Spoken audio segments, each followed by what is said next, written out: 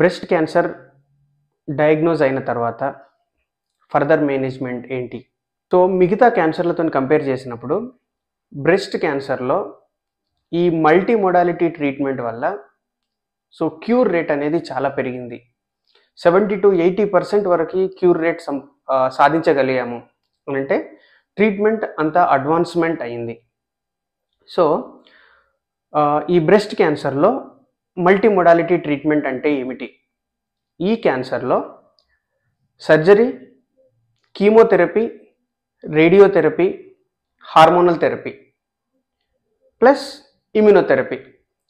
So ఇన్ని treatments role ఉన్నందువల్లనే so ఈ సక్సెస్ అనేది మనం సాధించగలిగాము. బ్రెస్ట్ క్యాన్సర్ మేనేజ్మెంట్లో సో ఈ మల్టీ మోడాలిటీ రోల్ అనేది చాలా ఉంటుంది. ఓకే, సో ఆ మోడాలిటీ ఎప్పుడెప్పుడు అంటే ఎలా ఉంటుంది అనేది చూద్దాం.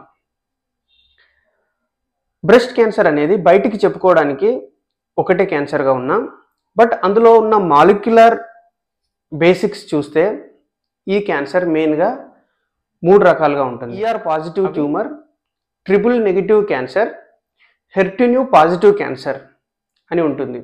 సో ఈ మూడిట్లో ట్రీట్మెంట్ అనేది వేరువేరుగా ఉంటుంది.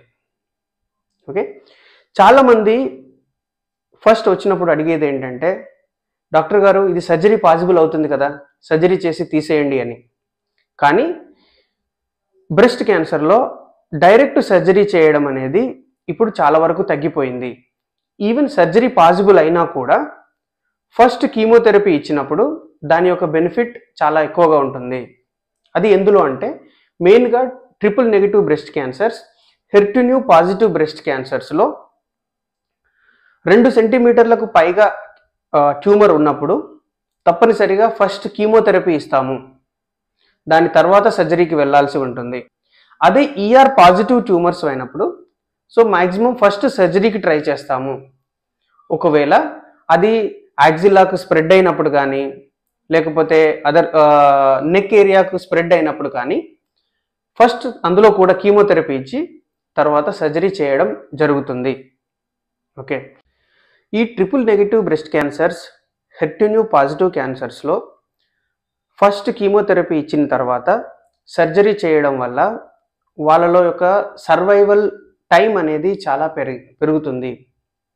కానీ టైర్ 2 సిటీ, టైర్ 3 సిటీలో చాలామంది అప్ఫ్రంట్ సర్జరీ చేసుకుని తర్వాత కీమోథెరపీకి వస్తున్నారు. సో అటువంటి దానివల్ల ఎక్కువగా బెనిఫిట్ ఉండదు. 2, ER పాజిటివ్ ట్యూమర్లో సో డైరెక్ట్ అప్ఫ్రంట్ సర్జరీకి వెళ్తాము. ఒకవేళ ఈ సర్జరీకి వెళ్ళినట్టయితే ఏమేమి ఆప్షన్స్ ఉంటాయి?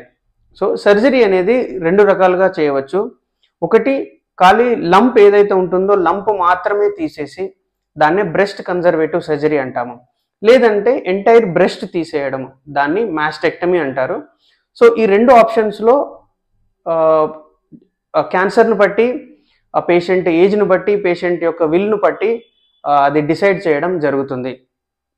సో ఇవి కంప్లీట్ అయిపోయిన తర్వాత, సర్జరీ అయిపోయిన తర్వాత పేషెంట్ కీమోథెరపీకి వెళ్ళడం జరుగుతుంది.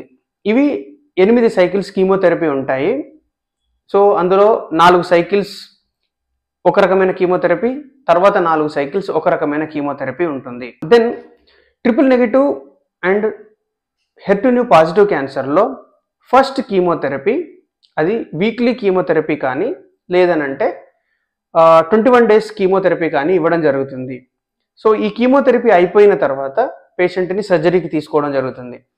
సో ఇది సర్జరీ కీమోథెరపీ రోల్ అయిపోయిన తర్వాత ఎనీ బ్రెస్ట్ క్యాన్సర్లో తర్వాత రేడియోథెరపీ రోల్ ఉంటుంది. కొన్ని లక్షణాలను బట్టి, క్యాన్సర్ యొక్క లక్షణాలను బట్టి, అది ఎంతవరకు స్ప్రెడ్ అయిందనే దానిని బట్టి రేడియోథెరపీ అవసరమా లేదా అనేది డిసైడ్ చేస్తాము. సో ఈ రేడియోథెరపీని ఆ లోకల్ ఏరియాలో ఇవ్వడం జరుగుతుంది. దానివల్ల ఏంటంటే పేషెంట్కి మళ్ళీ క్యాన్సర్ అనేది ఆ ఏరియాలో రాకుండా ఉంటుంది. ఇది అయిపోయిన తర్వాత ER పాజిటివ్ ట్యూమర్లో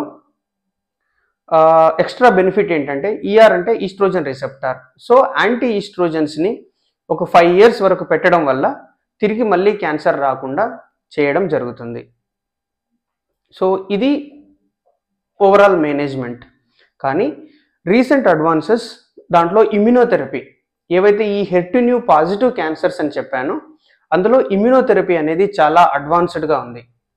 సో దాంట్లో ట్రస్టుజుమాబ్ కానీ పట్టుజుమాబ్ కానీ దానిని సర్జరీకి ముందు పెట్టడం లేదా సర్జరీ తర్వాత పెట్టడం, వీటి వల్ల సో పేషెంట్ యొక్క మన బ్రెస్ట్ క్యాన్సర్ యొక్క సక్సెస్ రేట్ అనేది చాలా పెంచడం జరిగింది. సో ఇది overall breast cancer management basics. Thank you everyone.